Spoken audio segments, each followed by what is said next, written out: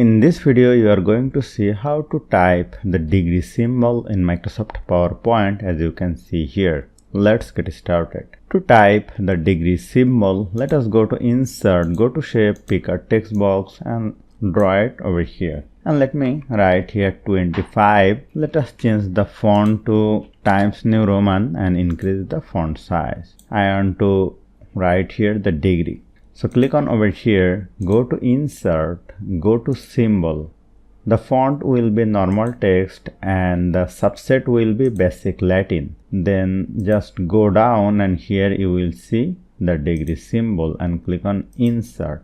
Now close it and here you will see I have inserted the degree symbol successfully. And this is for the first time. For the next time you will find the degree symbol over here, recently used symbol. So hope you found this video helpful. If you like this video, please share this video with your friends and family and don't forget to subscribe. Thank you.